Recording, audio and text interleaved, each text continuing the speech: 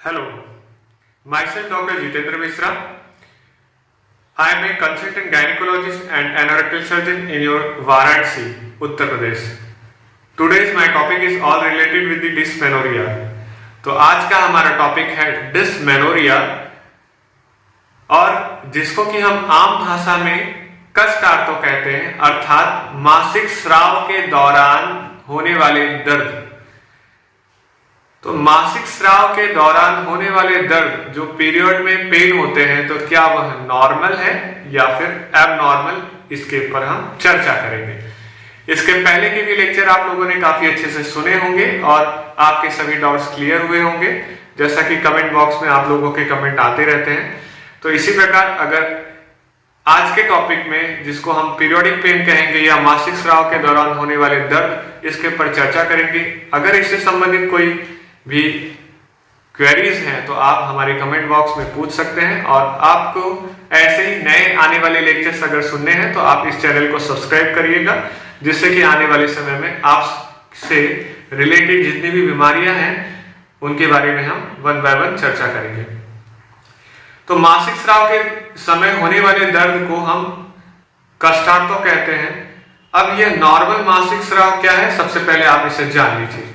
Normally जो मासिक स्राव है वह 3 से 5 रात्रि तक, अधिकतम 7 रात्रि तक होने वाला पिच्छिल अर्थात चिकनाहट युक्त, बिना दर्द के, जलन रहित होने वाले स्राव को कहा जाता है।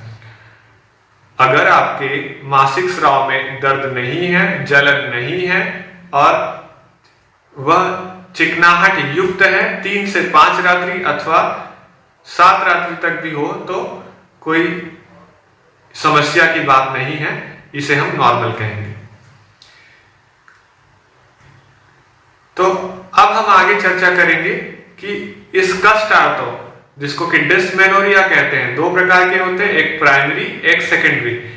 प्राइमरी डिस्मेनोरिया अर्थात ये जो प्राथमिक अवस्था का कष्ट आर्तो है, इसमें हमने अक्सर देखा है कि इनमें जो कारण देखे गए हैं,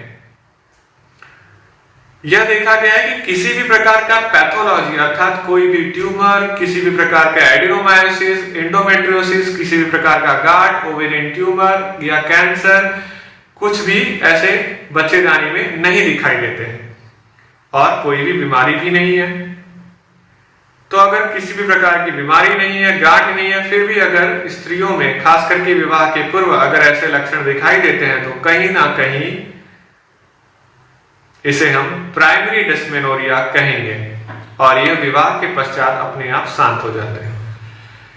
इसके जो कारण देखे गए हैं कि अगर किसी भी प्रकार का पैथोलॉजी कारण नहीं है, तो फिर क्या कारण है कि छोटे बच्चों में कुछ सालों तक, तो जब जैसे 13 साल की बच्चियां हैं, अगर उन्हें पहले देखेंगे तो शुरू में तो कहती हैं कि 13 साल से लेकर के अभी 17 साल तक मुझे कभी दर्द नहीं हुआ, लेकिन 18-19 साल के आसपास देख रही हूँ कि मुझे काफी दर्द हो रहा है, पहले नहीं होता था, अब क्यों हो रहा है। आपने तो कहा कि मासिक स्राव के दौरान दर्द नहीं होना ही यही सामान्य है, लेकिन मेरे तो मासिक स्राव के दौरान दर्द होता है। अगर ऐसी लड़कियां अगर ऐसे कहती हैं तो कहीं ना कहीं उनके अनुचित आहार विहार है।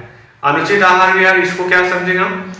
आज के आहार विहार, जिसको हम वात प्रकोपक आहार विहार कहेंगे, जैसे कि बहुत ज्यादा अत्यधिक मात्रा में तीखा, कड़वा, कसैला, बहुत ज्यादा रुक्ष पदार्थ अर्थात बिना चिकनाहट युक्त पदार्थ और बहुत ज्यादा ठंडे पदार्थों का अगर सेवन किया जाए तो लड़कियों में भी या स्त्रियों में भी लक्षण दिखाई देते हैं कष्ट आर्तो के।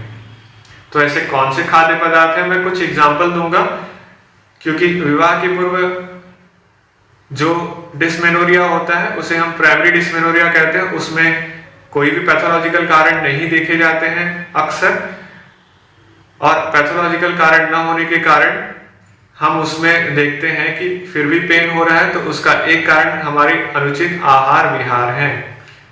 जैसे आजकल cold drinks, ice creams, wafers, biscuits, चटपटे बाहर के पदार्थ, पानी पूरी, बर्गर, या जो भी खाद्य पदार्थ हैं जो अत्यधिक मात्रा में बाहर खाया जाता है, और बच्चे जो हैं, जैसे छोटे बच्चे आजकल शुरू से ही कुरमुरे, पॉपकॉर्न्स, या बच्चियां भी जो मेंसेस चालू होने के बाद अगर वो चालू रखती हैं ये, और बड़े होने तक अगर वो लगातार इसको खाती हैं, तो भी उनमें कहीं ना कहीं ये लक्षण दिखाई देते हैं। तो आज हमने बात किया प्राइमरी, अब बात करेंगे सेकेंडरी।